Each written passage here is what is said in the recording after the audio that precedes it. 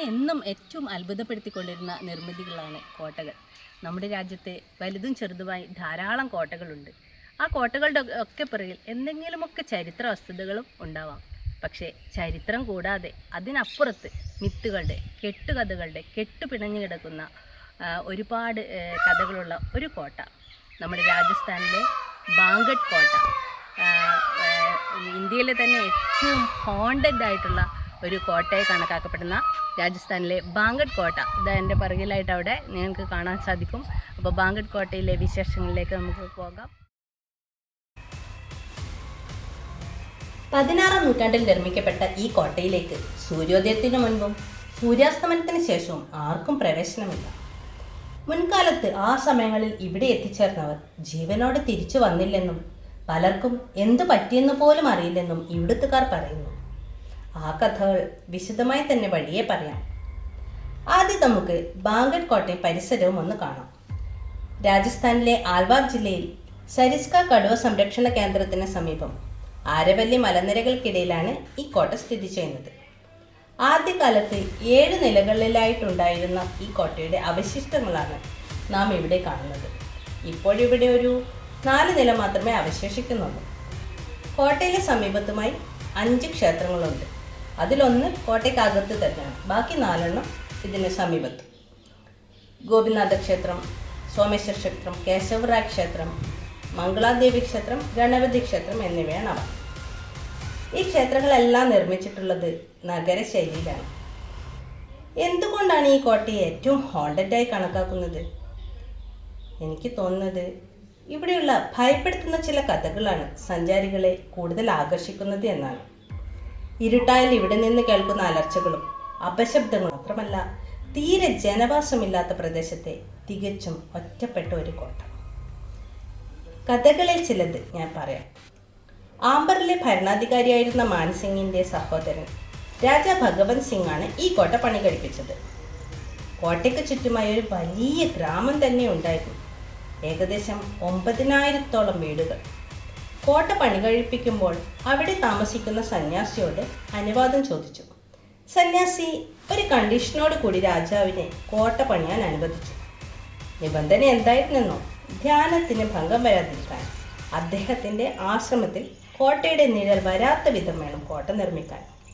രാജാവ് അതുപ്രകാരം കോട്ട പണിതു.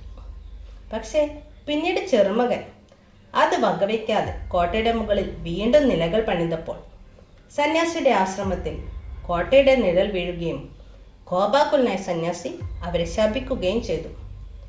പിന്നീട് അവിടെയുള്ള വീടുകളുടെയൊക്കെ മേൽക്കൂരകൾ തകർന്നു വീഴുന്നത് തുടർക്കഥയാവുകയും ആളുകൾക്ക് ദുർമരണം സംഭവിക്കുകയും ചെയ്തു. ബാക്കിയുള്ളവർ ആ ഗ്രാമം വിട്ട് പോവുകയാണ് ഉണ്ടായത്. ആ കാലത്ത് മരിച്ചവരുടെ ആത്മാക്കൾ അവിടെ അലഞ്ഞു തിരിയുകയും ഇരുട്ട് വീണാൽ ഭയപ്പെടുത്തുന്ന ശബ്ദങ്ങളും നിലവിളികളും കേൾക്കുകയും ചെയ്യാറുണ്ടെന്ന് അവിടുത്തുകാർ പറയുന്നു.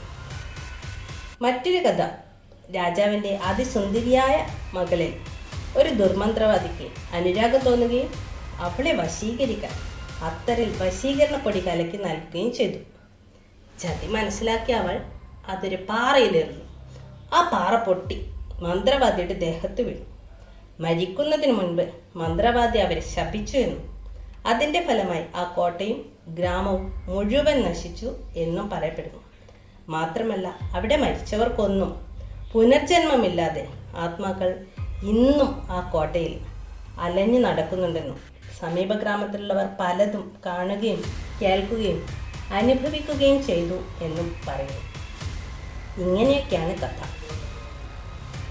തുടക്കത്തിൽ ഞങ്ങൾ 4 പേരും ഒന്നിച്ചാണ് പോയതെങ്കിലും കോട്ടയുടെ അടുത്തെത്തിയപ്പോൾ എനിക്കെന്തോ വല്ലാത്തൊരാവേശം. കേട്ട കഥകളോ കാണുന്ന കാഴ്ചകളോ ഏതാണ് ശരി? ഒരുപാട് ആളുകളൊന്നുമില്ലെങ്കിലും കുറച്ച് പേരെ അവിടെ കണ്ടു. പലരുടെയും മുഖങ്ങളിൽ എന്തൊക്കെയോ ഒരു അമ്പരപ്പ്. എൻ്റെ മുന്നിൽ തനി ഗ്രാമീണരെന്ന് തോന്നുന്ന വെള്ള ഷർട്ടിട്ട 2 പേർ.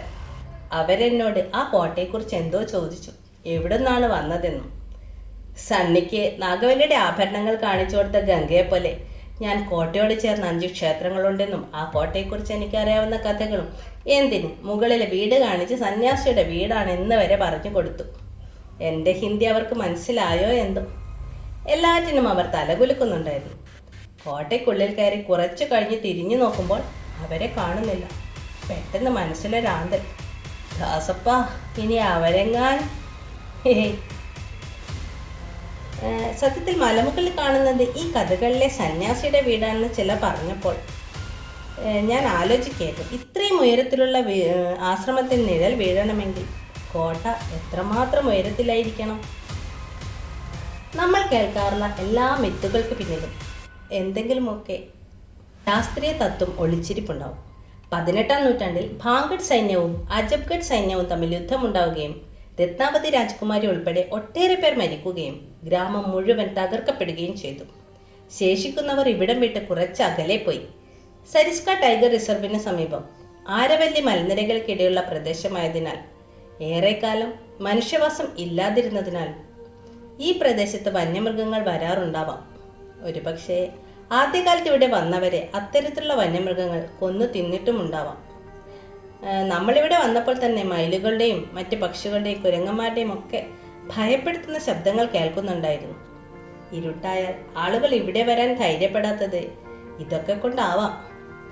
കോട്ടയെപ്പറ്റി ചോദിച്ചപ്പോൾ പേടിപ്പെടുത്തുന്ന ഒരമ്പരപ്പ് ഇവിടെ മിക്കവരുടെയും മുഖത്തു നിന്ന് വായിച്ചെടുക്കാമായിരുന്നു.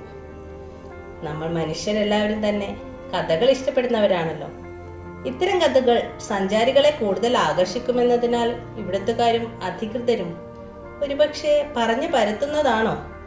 അല്ലെങ്കിൽ ശുദ്ധരായ ഗ്രാമീണർ ഇത്തരം കഥകളിൽ അടിയുറച്ച് വിശ്വസിച്ചു പോയതോ? അതെന്തൊക്കെ ആയാലും വളരെ മനോഹരമായ പ്രദേശവും വാസ്തുവിദ്യയുടെ ഖ്യാതി വിളിച്ചൊതുന്ന നിർമ്മിതികളും ഈ പ്രദേശത്തെ സഞ്ചാരികൾക്ക് ഏറെ ഇഷ്ടപ്പെടുക തന്നെ ചെയ്യും.